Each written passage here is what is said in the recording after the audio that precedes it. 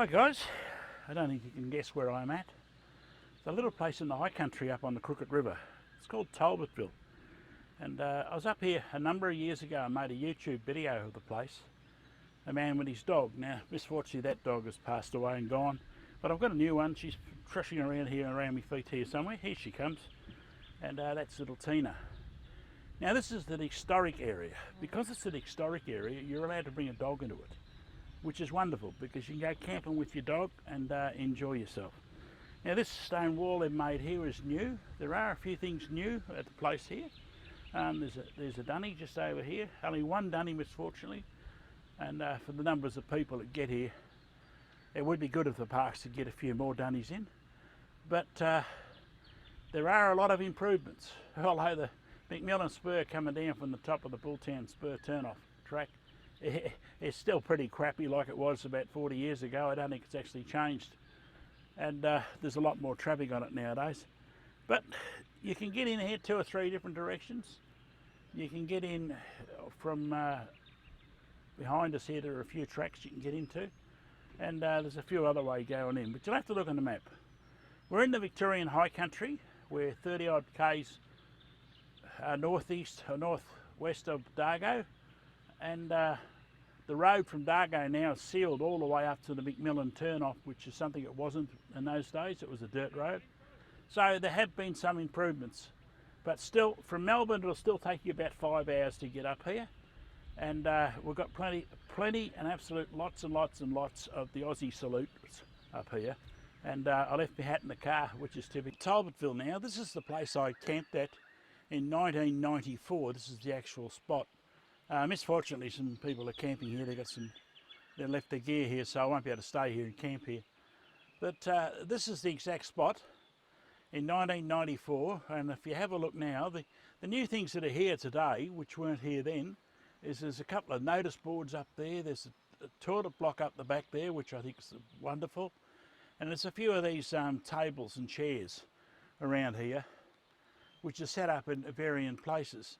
Now it is a great spot. It is well worth coming up here and camping. The road down from the top of the mountain there's got a lot to be desired. She's, I reckon, worse condition she used to be. But I would say that there's a heck of a lot of traffic on this road now. And I would say there's a lot of people camping here nowadays. And I'm sorry to say, it's the modern generation. They dump their rubbish in the fires and burn it. They seem to reckon aluminium burns. I don't know if they understand what recycling means. It's probably beyond them. Maybe I should have to do a course on how to recycle materials, the same as I did how to crap in the outback. Yeah, that'd... Now here's a slow pan of the area, and as you can see, the creek, the Crooked River is just over the bank there.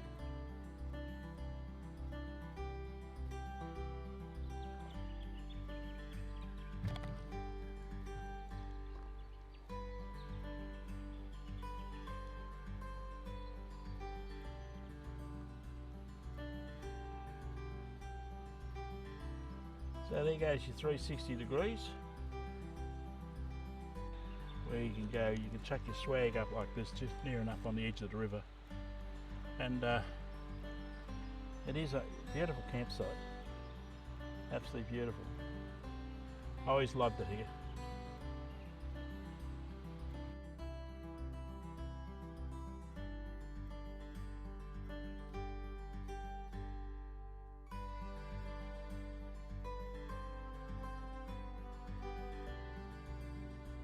There's the river.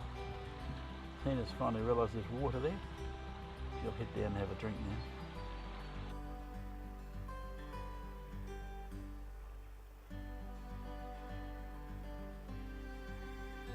But as I say, people do bring little campers down here. It's going up the Bulltown, going up the McMillan Spur.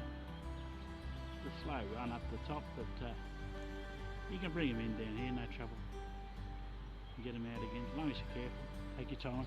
And guys, just in case you're curious, Crooked River is an historic area, and it means you can have your dog with you. I think little Tina's having a good drink. Here's my little friend. That's little Tina. And she is having a ball, as you can see. Up at camp on a swag. Quite a good idea actually. Yeah, of how many people, several groups camped up here, and as you can see, there's fairly serious distances between everyone, so you're really not annoying each other, which is good. Campsites here, they're first in, best dressed, and that's the site I camped at in 1994, and I'm glad to say it's still tidy, it's still quite good, but these guys beat me in. That's life. That's McMillan Spur coming down into the camping area. Just up there on the right hand side there's the old Talbotville Cemetery, which is well worth a look if you've not been here before. And the track to the right is where we've just come from, and the track here to the left is where we'll go at the moment, and I'll show you the outer river crossing. The river crossing coming up from Bulltown Spur into the Talbotville camping area, and I'm walking, and I'm not walking through the river, so you won't get a picture of the other side from the other side, but I'll walk around there in a minute and show you. Going into the Talbotville camping area, and this is a spot where quite often, if you have a look at YouTube, you'll find that people destroy their vehicles. They come through this river crossing here like bats out of hell, spray the water up into their engines, destroy their motors, and there have been a lot of vehicles smashed up here, including Jeeps. So when you come up here, be careful, respect the water crossings, take your time, don't rush, don't splash it. Splashing is stupid, driving through carefully is clever.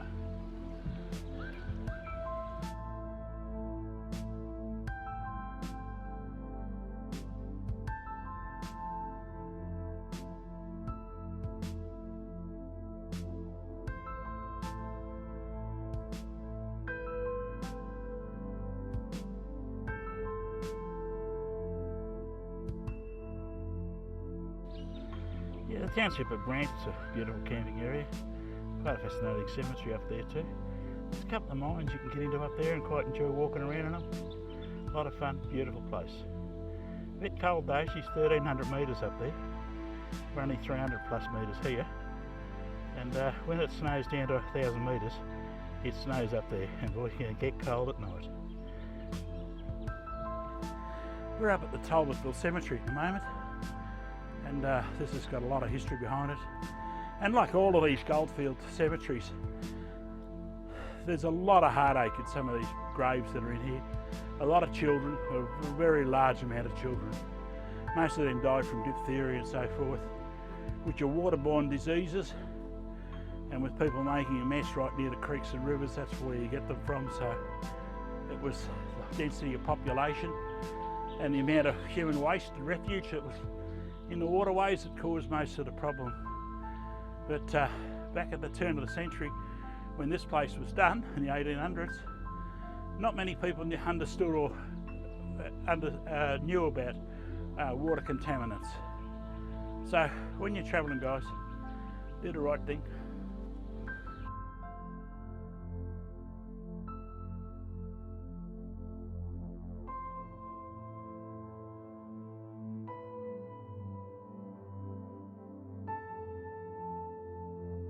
Unmarked, and it would be interesting to see markings on all of them. Maybe it's a good job for an historic group or friends group to do. If you do a lot of reading about the high country, Victoria, the Guy family were one of the pioneer families that are up here, and the Treasures family basically lived and worked out of Dargo, and the family houses are still there from the Treasure families. I don't know about the Guy family still living down the other side of Dargo, and it's very, very interesting, much of the history on this family, and it's well worth a look and it's well worth a read. This is the family. This is Patrick A. Guy and Edward R. Guy and Edward R. Guy again, and it's quite interesting. There were no, there was Patrick died at 26, Edward R. Guy died at 12-year age, which is a bit of a shame, and Edward R. Guy died at 74 years of age, which is it's a pretty good age to live out in the bush. In the early days of the horse and carts and so forth, most people seem to either die in their young youth, you know, up to about 20, 21, something like that, or occasional accident through the rest of their lives, or they live to a ripe old age. The death rate of the young were quite large. It's quite large and it's quite a shame. And a lot of them were horse accidents or so forth. But I don't know about this young guy. I'll have to look him up.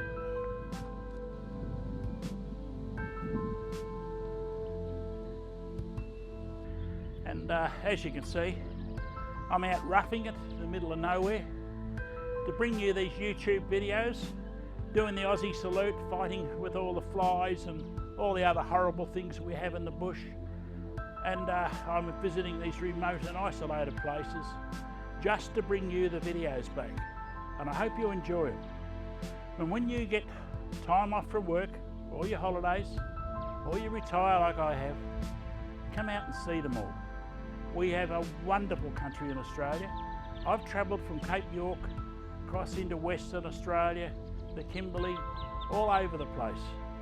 And I never get to see enough of it. I always want to see more, and there's always more to see. We have a beautiful country. Come out here and enjoy it. And when you come, please do the right thing. So that's it from Jim. Tips and tricks, come to Talbotville. Worth the trip.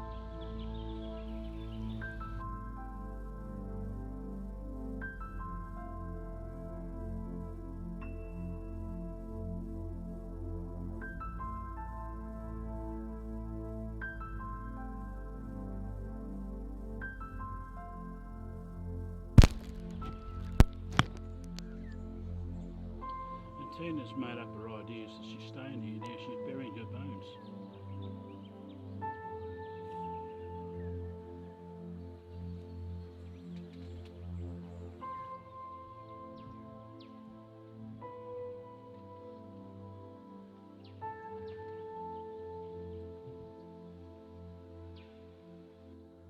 Now there's the sign on the way in, and that's the plan of the old town over there. And you go on the web and you'll find out a lot more about the place. There was a dear old lady that lived up here for many years, and she used to run the post office, and she used to write letters to herself so she could get the subsidy to stay open. And that's way back in the history. Okay guys, on the road, catch up with you soon.